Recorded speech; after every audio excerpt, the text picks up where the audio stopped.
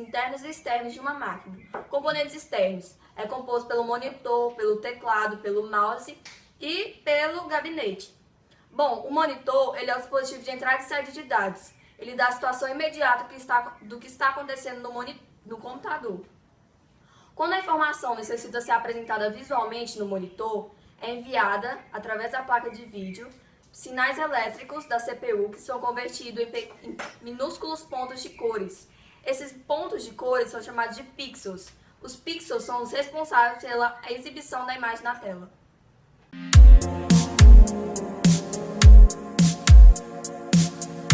O teclado. O teclado é um dispositivo de entrada de dados, ou seja, é por ele que as informações são inseridas no computador. Ele é também chamado de console. Existem vários padrões de teclado, entre eles o padrão IBM/PC, que possui 101 teclas e é dividido em 4 grupos. Os alfanuméricos, os numéricos, as teclas de controle de função. Os alfanuméricos correspondem às letras de A a Z, aos números de 0 a 9, os caracteres especiais e simbólicos. Temos também os numéricos, que se localizam normalmente na parte direita do teclado e correspondem aos números de 0 a 9 e aos operadores aritméticos, mais, menos, divisão e multiplicação.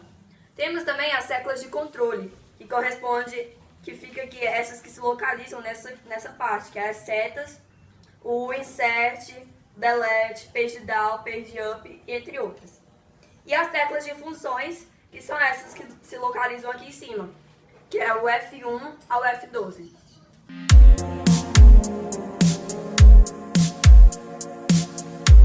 O mouse. O mouse ele é um periférico que serve para deslocar o cursor na tela. Chama-se clique o ato de pressionar o botão para mover, selecionar ou manipular objetos graças a esse clique.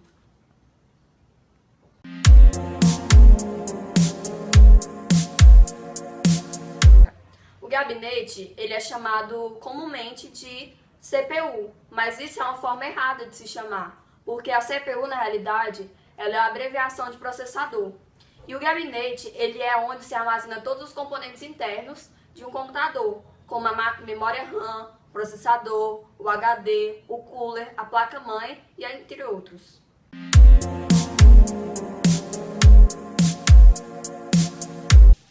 Componentes internos. A placa-mãe. A placa-mãe é responsável por a interligação de todos os componentes do computador. Para isso, ela conta com um software básico chamado BIOS, que ajuda ela a exercer todas as suas funções. Bom, como ela é o mais importante componente, porque ela ajuda na comunicação, responsável pela comunicação. Pela grande quantidade de chips, trilhas, capacitores, conectores, ela também é o elemento que mais sofre danificações.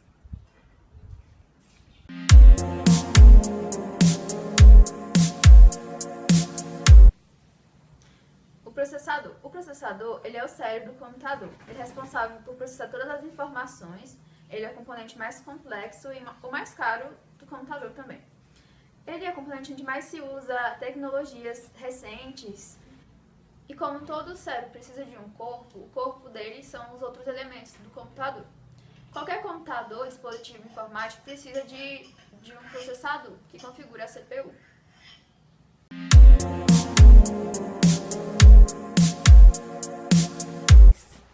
BIOS. A BIOS contém todo o software básico necessário para inicializar a placa, checar os dispositivos instalados e carregar o sistema operacional. Isso pode ser feito através do CD-ROM, HD, o pendrive, qualquer outro móvel disponível. Ela contém o setup. O setup é um software que permite configurar todas as diversas opções oferecidas pela placa.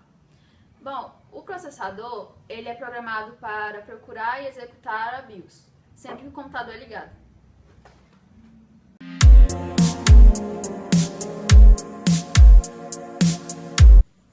Cooler. O cooler é uma espécie de ventoinha ou um ventilador que em alguns casos ele pode vir em conjunto com um dissipador de calor. O dissipador de calor é um cooler para processadores.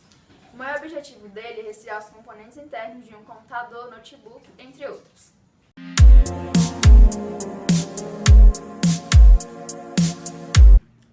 dissipador de calor é nome dado a um metal que é feito geralmente por cobre ou alumínio.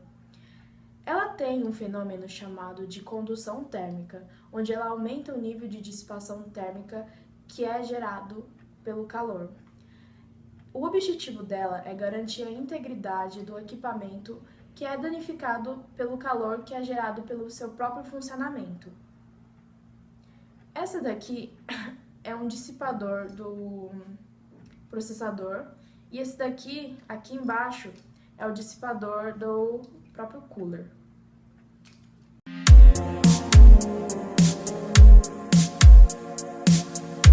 A fonte de alimentação é um dispositivo que fornece eletricidade. É uma fonte que pode proporcionar correntes elétricas através da produção de potencial entre seus bornes.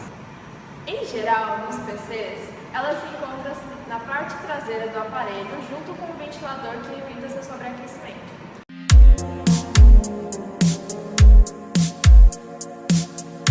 A memória RAM é um chip semelhante a um microprocessador que é composto por milhares de transistores e capacitores. O capacitor ele armazena elétrons e quando ele está carregado, ele faz uma leitura com base no código binário. Essa leitura é feita de forma muito rápida. A memória RAM também é conhecida como uma memória volátil, ou seja, temporário, ou ao contrário do HD, que é uma memória não volátil.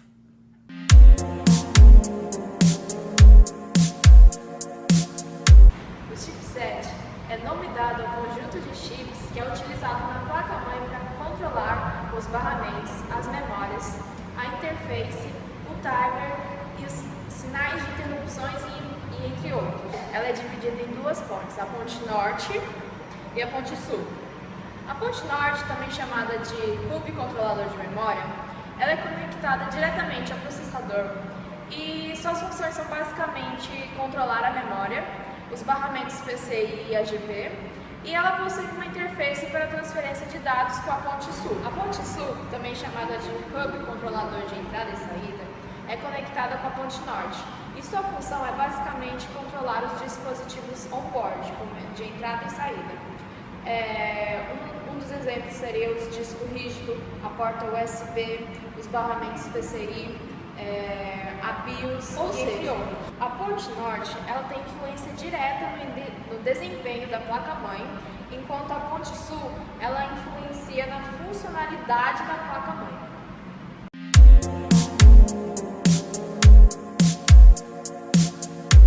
O HD. O HD ou disco rígido.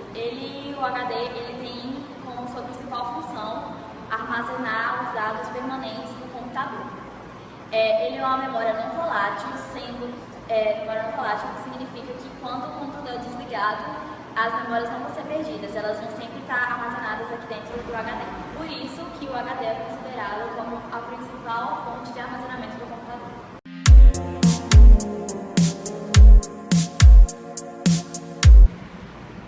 Essa aqui é uma placa de vídeo com a entrada VGA. Ela tem como principal função administrar e exibir as imagens do computador. E os computadores mais modernos, ele tem as interfaces gráficas através do LCD.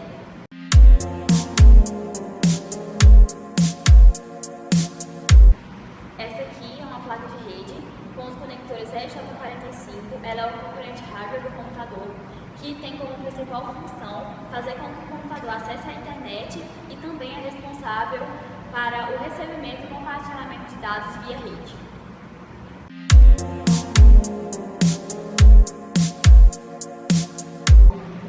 A placa de áudio. A placa de áudio é um dispositivo hardware que é responsável pelo envio e recebimento de dados sonoros através de um equipamento de som.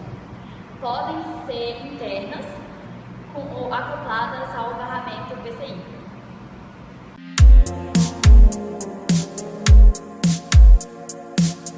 Socket é o local onde se encaixa o processador na placa-mãe. Tem como principal objetivo enviar informações, sinais e dados a todos os componentes da placa-mãe. Fornece também suporte ao dissipador de calor, com o objetivo de proteger o processador do seu peso. Seu nome identifica a quantidade de pins existentes, que serve para identificar o modelo do socket, assim como o modelo do processador. Ambos devem ser iguais, senão não há encaixe perfeito entre o processador e o socket.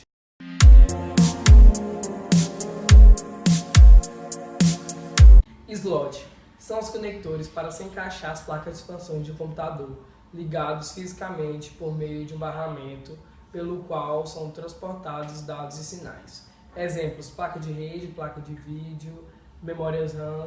São divididos em 5 tipos: slot de memória RAM, slot ISA, slot PCI, slot PCI Express e slot AGP.